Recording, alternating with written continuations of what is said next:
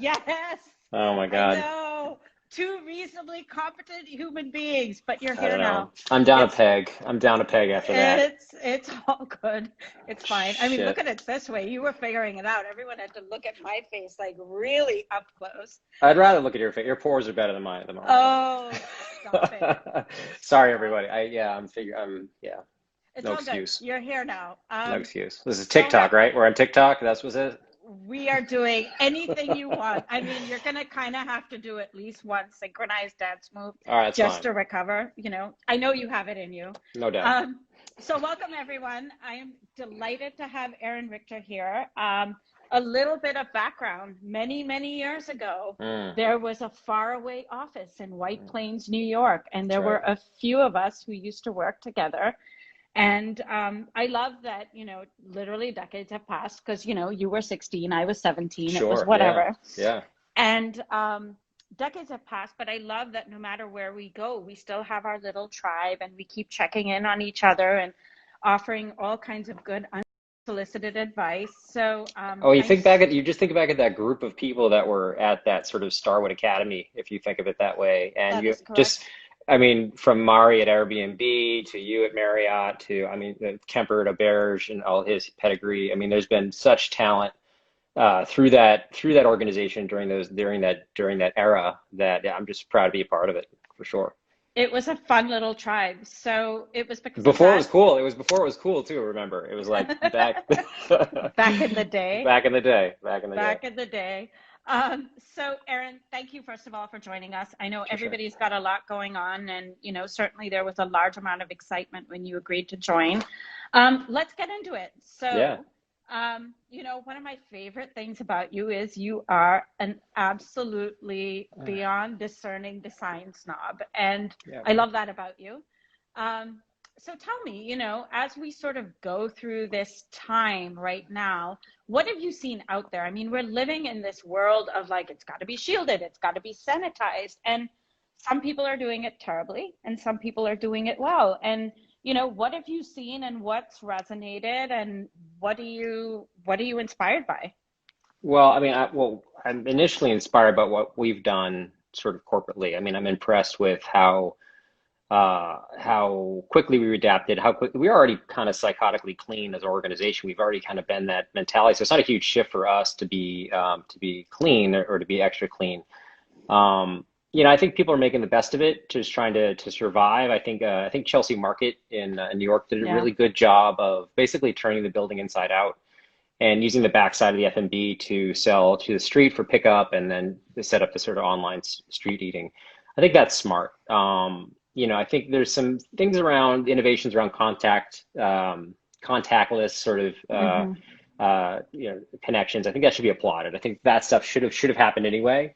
A long time ago. And I Yeah. think people being clean and thinking about it is important. But I think the sort of most clever award probably goes to the signage folks. I think they've done the smartest and most kind of interesting work during this period of sort of temporary kind of stasis. I think, look, I don't think anyone wants to live in a habit trail. I don't want to live in a habit trail. I don't want to design for a habit trail. I don't want that to be our future. Like, I just don't want to live in that world. I get that it's medically important now to be aware of it.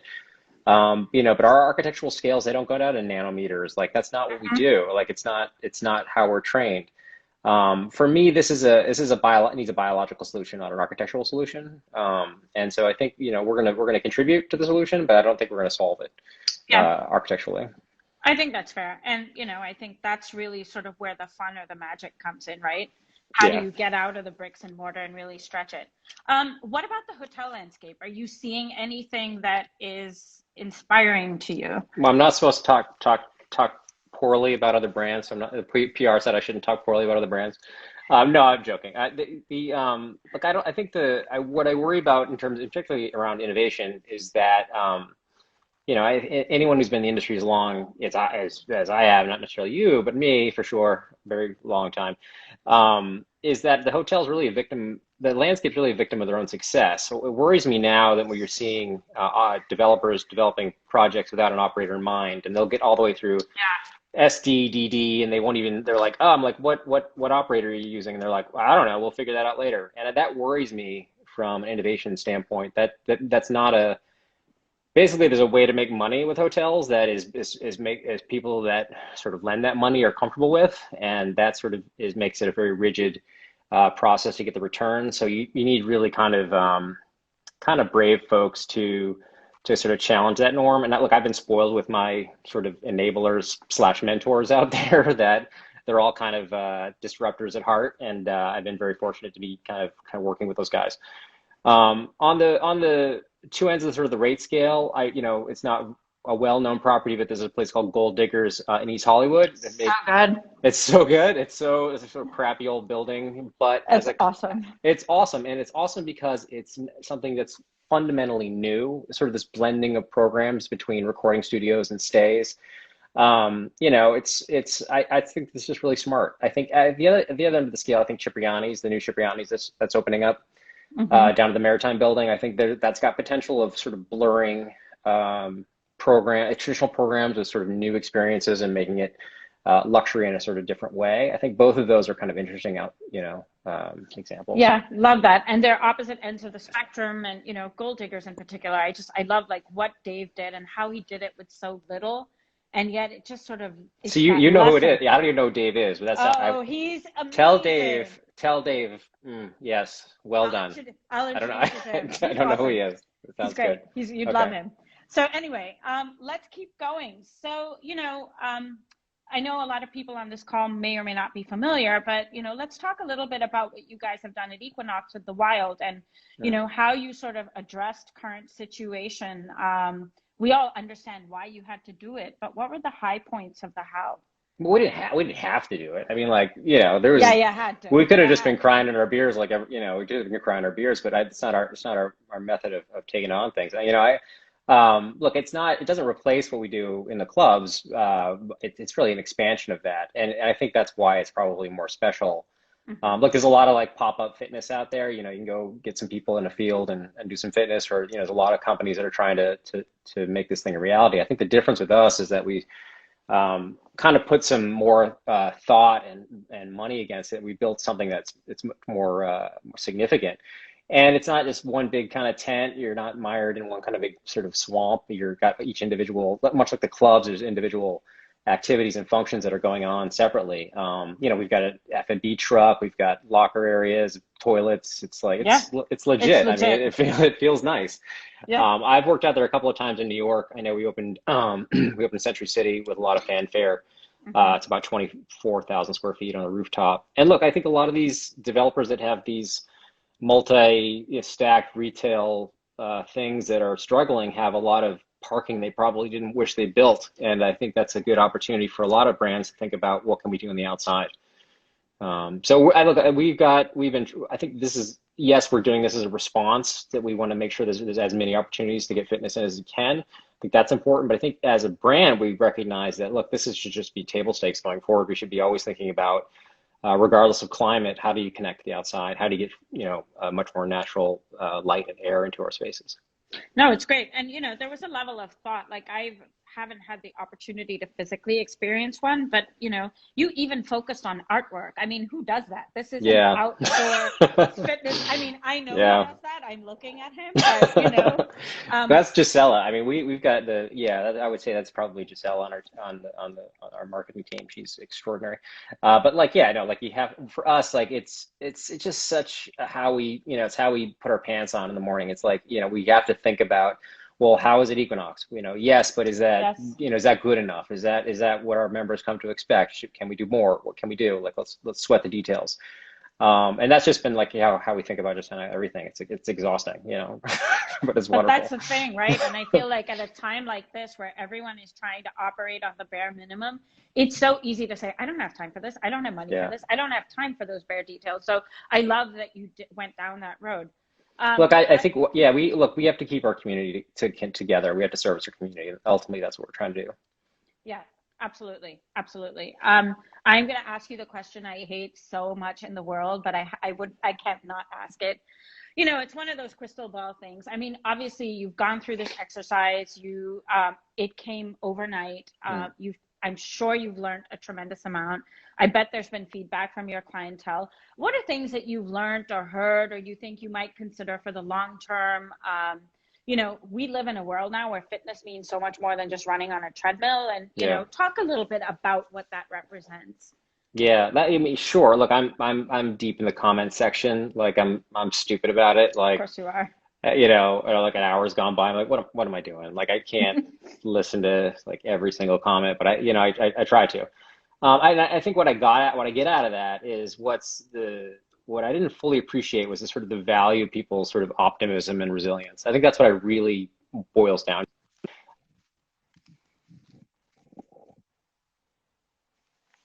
You're on mute. One of us is on mute. Oh, okay, you're back. Yeah. Did I Sorry. fix it? I was getting a random call from some random people.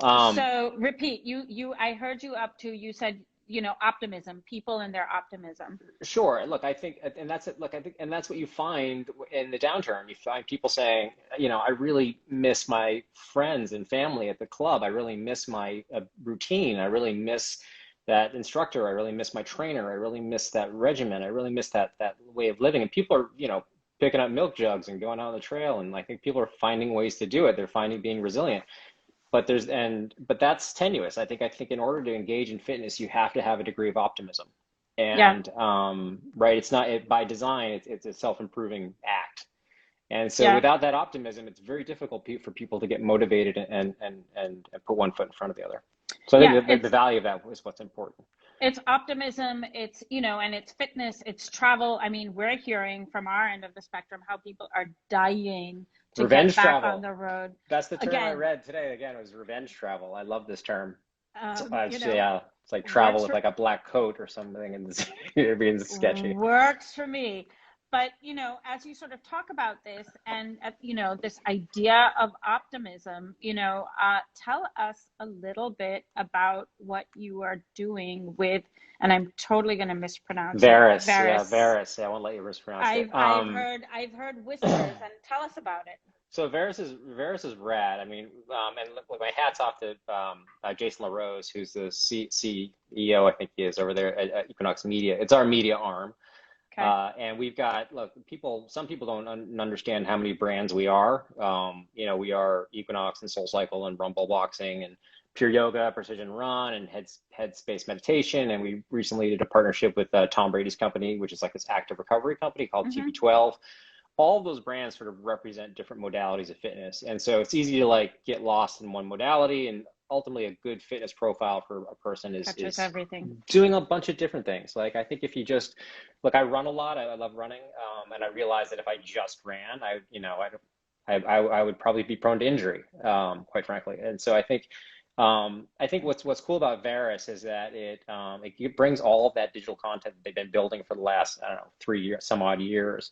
And it provides that access to you anywhere as a member. So there's a SoulCycle bike. I think there's other things you're going to be able to engage in. And it's rich because of how varied the instructors are and how varied the content is. And so look, I do that at home sometimes, or I listen to my headphones and go for a run, listen to it at the same time. Are you allowed to have a favorite, or it doesn't work that way? What do you mean, like a favorite instructor? Like, no, or a favorite program out of the entire Oh, offering? no, well, I have a soft spot Or for Pure Yoga. And that's because, look, it's a brand that, you know, I love. It's a brand that we don't really spend a lot of time talking about development of. We did a couple kind of heroic locations in the city, and then, you know, we focused on other development. We were growing just fine. Like we just didn't need another yeah, brand to grow. And so, but it's still, for me, there's something kind of special about it. And the instructors are just, I mean, they're really good. And so I've been enjoying that. yeah, it's good. I will tell you, I miss travel, but I actually actively miss like a legit proper yoga class in a hot studio.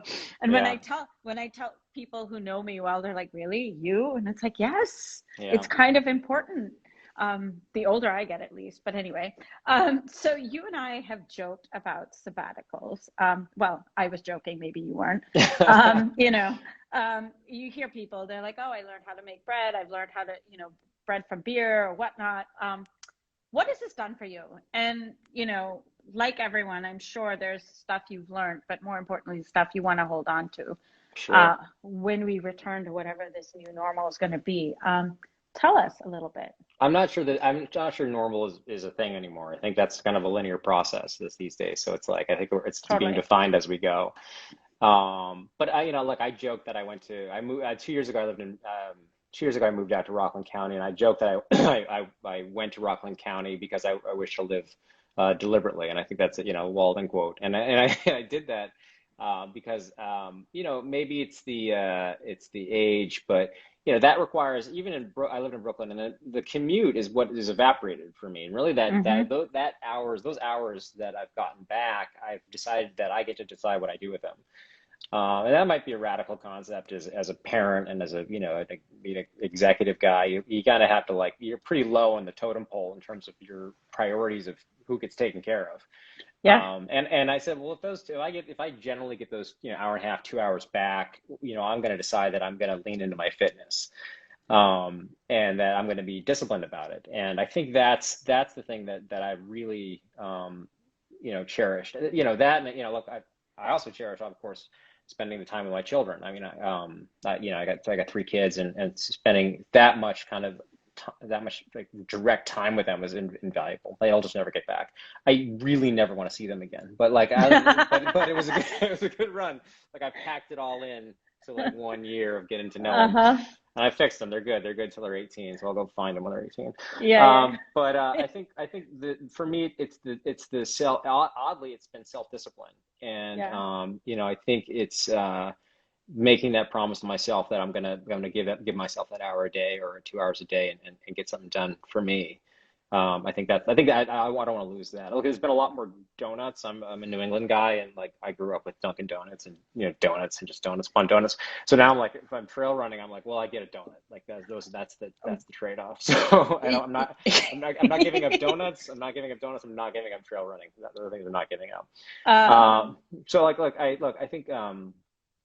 think what's frustrating for me on a macro schedule is macro sort of way of looking at things is that look, fitness is one of the most direct things you can do for your immunity. And so yes, we're following guidelines throughout the U.S., but I think if I think everyone washing your hands is 100% important, but so is fitness, and so is yeah, fitness because it gives you the ability to have a strong community. immune system. So I think whatever people are doing, find a way to find some optimism, and put one foot in front of the other, and engage and get your cardio in and get something done. I have a random question. While you were talking about your kids, do you find, like Kai in particular, because he's reasonably grown up now, Yeah. do you find that they are influenced or they absorb this component of your life or what you do maybe differently to other children? The awareness of fitness, the awareness of being out, because you can never start too early. Well, Kai runs at 9:30 on the treadmill, so Of course he does. yeah, yeah. That's Of course because he does. right. So that's he likes donuts too, so he's got to get on the treadmill. So no, he runs with me on the trail. I think he can't help it. I mean, my wife's doing yoga, or I'm doing something, and they want to be involved. Surrounded by it. Yeah, you kind of Yeah. have to leave. I didn't grow up with it. I didn't grow up in that way. So my wife did. She grew up as a pro surfer, so she had a lot of fitness. And I think one of the most important things I can do is instill in all of them very, very early. Yeah, yeah, and For there's sure. definitely a greater awareness at that sort of age group. When this is all over, what's your first trip going to be? Oh my God, it's Hawaii. Oh my God. Oh, I should have Oh, it's known the Hawaii. answer to It's that. Hawaii. Yeah. Yeah, no doubt. I mean, well, it's probably gonna be a business trip, I'm sure. I did an LA trip, I don't know, about 3 weeks ago, 4 weeks ago now, which was, Yeah. yeah, if anyone's traveled, it's weird. But it's, I think it's important that we start finding safe ways to do that again. But Hawaii for me has been always been special. I got married there. It's someplace I planned on eventually retiring. It's He just boring. got We had a trip. married. We had a trip there, and we got canceled. The Airbnb sent us our money back. That was we were Uh-huh. one of those people that got our money back from Airbnb. We were staying in Oahu and North Shore. Yeah, yeah. I was just going to say you got married in Hawaii and there was an earthquake and all that other good stuff. Yeah, the only earthquake in Hawaii in years. It was on our wedding morning. That was I that I was just surreal. We upset or pleased the gods. I'm not sure which it is yet. It's still playing. Still playing out. It's still playing um, out. we have a few minutes left. Any questions from the audience? I mean, you and I could continue to just I could talk, talk but to you for days. Yeah, days. They don't want to hear us though. um, you know, any questions? It's like suddenly everybody went from waving and hearts to like Yeah, freezing, they're like, yeah, we're not, dead silence. these two are not interesting anymore. I'm like, I mean, the upside is we have tons of people from our past life that have joined us today. Well, I saw that maybe Heather was going to jump on. She's obviously very special. She came Peter in with Chase is on. Peter Chase, VPC, very important guy. Joan Cardi, who I hold very, very dear. Look, we've been around the block. I know a lot of these people. It's a very small industry, and very, I think, an important one to save. I think, I think it's an important one to figure out.